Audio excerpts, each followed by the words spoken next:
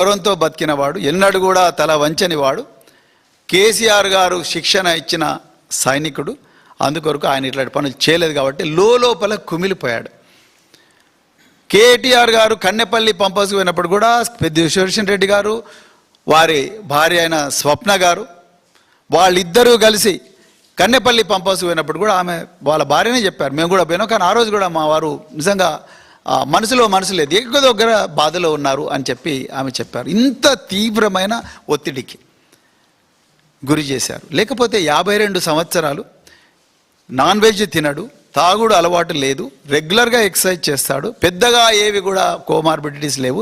సడన్గా రోహిణి హాస్పిటల్కి పోయి వెంటనే కుప్పగొలి 45 నిమిషాలు సిపిఆర్ చేస్తే తప్ప గుండె మళ్ళీ పని చేయలేదు అని అంటే ఒక్కసారి ఎంత తీవ్రమైన ఒత్తిడికి గురంటారో ఒక్కసారి ఆలోచించండి. ఏం పాపం చేశారు పెద్ద సుదర్శన్ రెడ్డి గారు? ఇప్పుడు నేను అసలు విషయానికి వస్తా. ఇప్పుడు మీరు సెక్యూరిటీ రివ్యూ కమిటీ అన్నారు.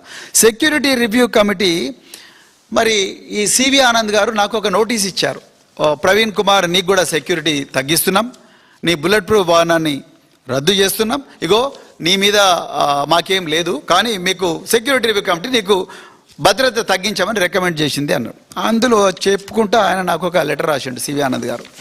ఆ లెటర్లో ఏం రాసిండయా అంటే, తెలంగాణ ప్రజలు జాగ్రత్తగా వినాలి విషయం.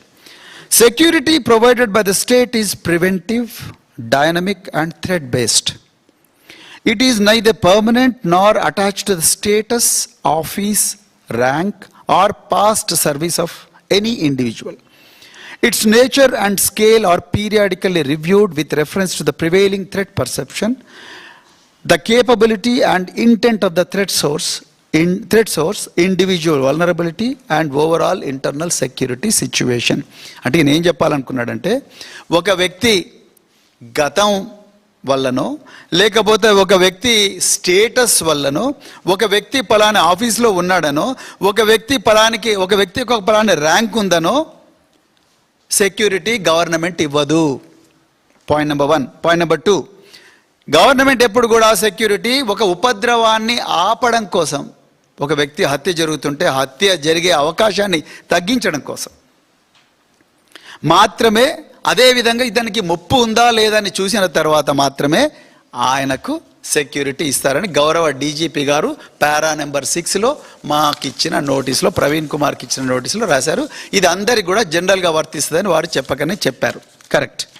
సో బాగుంది, ఇప్పటివరకు మంచిగా ఉంది. కానీ ఇప్పుడు నేను అసలు విషయానికి వస్తా. అయ్యా డీజీపీ గారు, రేవంత్ రెడ్డి గారు, మీ ఆదేశాల మేరకే నేను చేసిన, ఆయన ఎవరు అడిగినా కూడా నాకేం తెలుసు, సీఎం గారు ఏమన్నారు చేసినా అని ఆయన అంటున్నారు. సో మేము చేసినంత పని మీరు ఎక్కడ చేసిండని కొంతమంది అధికారులను పోరాడినట్టుగా నాకు తెలిసింది. సరే అవన్నీ ఆ విషయాలకు, ప్రొఫెషనల్ విషయాలకు నేను పోను, ఇది వేదిక కాదు, నేను మాట్లాడను వాటి గురించి. కానీ నేను ఒక పాలసీ మ్యాటర్ మీద మాట్లాడతా. ఇప్పుడు మైనంపల్లి హనుమంతరావు ఉన్నాడు. మైనంపల్లి హనుమంతరావు ఏం కోంబింగులు చేసిండని, ఏ అల్ఖాయిదా తీవ్రవాద సంస్థ, లేకపోతే ఏ లష్కర్ ఏ తొయ్యబా, ఏ జైషే మహమ్మద్, ఏ సిపిఐ మావోయిస్టులు మైనంపల్లి హనుమంతరావును టార్గెట్ చేస్తారు అని చెప్పి ఆయనకు 2+2 గన్మెన్ ఇచ్చారు. చెప్పాలి డీజీపీ గారు, ఎందుకంటే now you have clearly mentioned that the state, the security provided by the state is preventive, dynamic and threat based.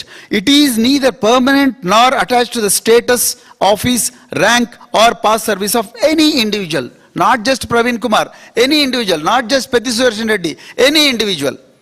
మరి అట్లేటప్పుడు మైనంపల్లి హనుమంతరావు గారికి 2+2 గన్మెన్ ఎందుకు ఇచ్చారు? డీజీపీ గారు చెప్పాలి. పెద్ది సుదర్శన్ రెడ్డికి ఒక న్యాయం, మైనంపల్లి హనుమంతరావుకి ఇంకో న్యాయమా?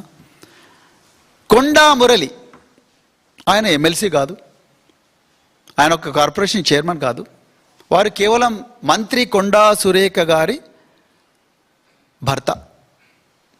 కొండా మురళి గారికి 2+2 గన్మెన్ ఇచ్చారు. వరంగల్ సిటీలో ప్రతి ఒక్కరికి కూడా తెలుసు కొండా మురళి గారు ఆ 2+2 గన్మెనే కాదు, పోలీసు వాళ్ళందరూ పోతే, ఆయనకు పోతే పోలీసు వాళ్ళందరూ కూడా ఆయన కాన్వాయ్లో పోతారు.